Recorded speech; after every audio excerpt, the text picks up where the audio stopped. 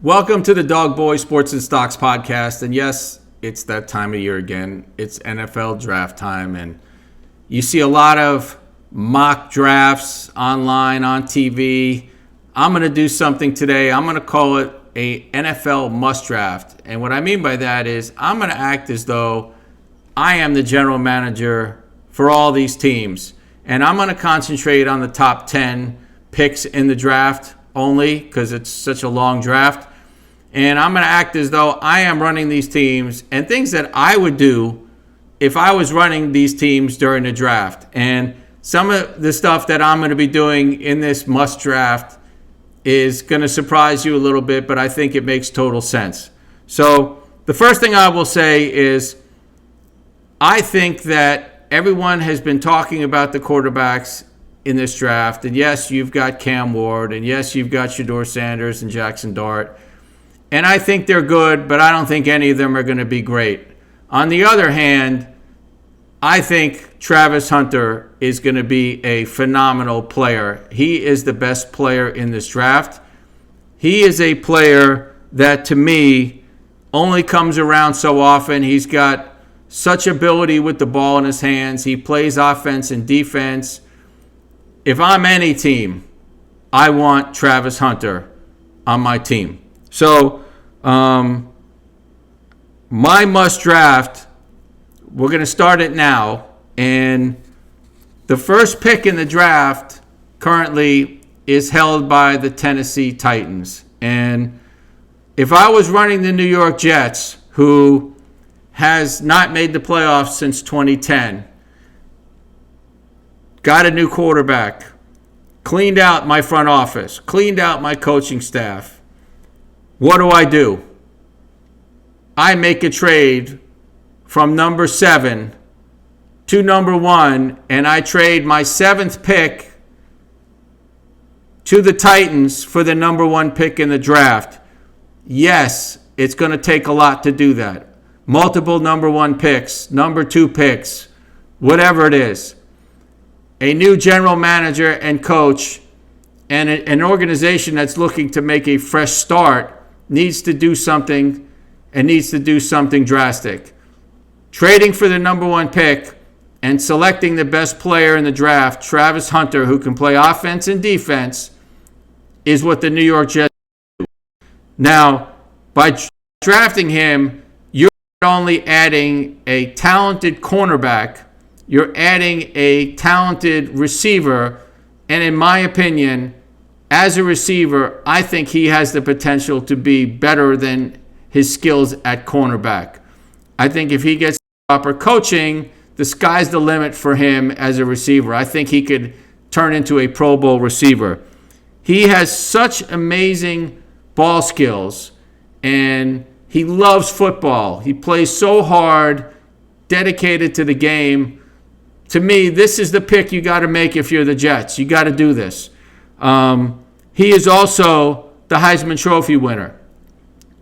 For the franchise, for the Jets, this is a marketing miracle for you. For the NFL, having this guy in the city of New York, your biggest market, this is a pure marketing opportunity for you. So I can see him matching up on defense with the likes of Tyreek Hill and Jalen Waddle twice a year with the Dolphins. And I can also see him on offense with Justin Fields and Breece Hall and Garrett Wilson. What an offense that would be to have all those guys together. So, as I said, I think he's a generational talent, and I think he's worth giving up all those draft picks. Let me be clear. I am not a New York Jets fan. I am not saying this based upon whether I like the Jets. I don't. I just think if I was running the Jet franchise, this is what I would do immediately to set the standard for the new Jets organization. Okay, number 2, the second pick in the draft. So now in my must draft, the Jets now had the number 1 pick. They picked Travis Hunter. The Titans now have the Jets' number 7 pick. But we're at number 2 now. The Cleveland Browns select Cam Ward, quarterback Miami, The Browns need a quarterback. He's the best available player. They're trying to build a new stadium. This is a good pick for the Browns. This is actually a great pick for the Browns. They can move on from Deshaun Watson, who was one of the biggest mistakes that a franchise has ever made by acquiring him and then giving him a ridiculous contract. So they will now have the opportunity to move on from him. The Giants have the third pick, and the Giants have a lot of needs, but they just signed 2 older quarterbacks. I would try to solidify the offensive line with Armand Membu, offensive lineman with Missouri. He's 6'4", 332 pounds. He has played tackle, but he has the size where he can be either a tackle or he can be moved inside to guard, so there's some flexibility there. At number 4, the Patriots. Best player on the board available, Abdul Carter, linebacker / edge from Penn State. Now, he's had some injury questions with his foot. The head coach of the Patriots, Mike Vrabel, basically played the same type of position that Abdul Carter does. He's a linebacker that can rush and drop back into coverage. This would be a great team together, being able to coach Abdul Carter if you're Mike Vrabel. I think that would be a great fit in New England for Abdul Carter. Number 5, the Jacksonville Jaguars. Mason Graham, defensive lineman, Michigan. Very safe pick here. He is a disruptor.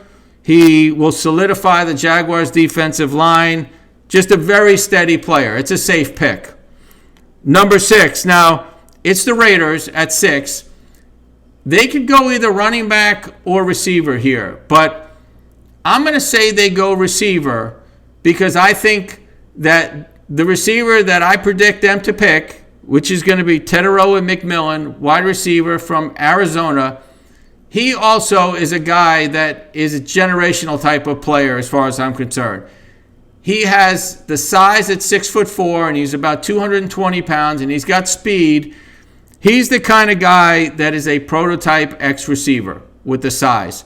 And having Geno Smith just come in and sign an extension, and also having Brock Bowers, I think if you put him with Brock Bowers, I think it's very hard for defenses if you got those 2 guys running routes together. Rare combination of size and speed. Very simple. The other thing is, yes, they need a running back, but they also have the 37th pick in the draft, which is in the second round, and they can address that later in the draft. They can take a guy like Trevion Henderson or Cam Scatterboo or Quinshon Junkins. There's guys that are going to be available in the second round, good running backs in the second round. So they can address that need at that point. If I were the Raiders, that's what I would do. Number 7 is now Tennessee's pick because they traded out of the top spot with the Jets. Now, Tennessee could use a lot of things, and that's one of the reasons that I think this trade would be good for them. They need so much help in so many areas. They would have picked up a number 1, multiple number 1s, number 2s. They would have gotten a lot of different draft picks that they can use in the future. But I see them picking Ashton Jeanty, running back, Boise State, in this spot because of the memories of Derrick Henry. And I think this pick would help them with Tony Pollard at running back to become a team where they could run it a little bit more and count on the run more.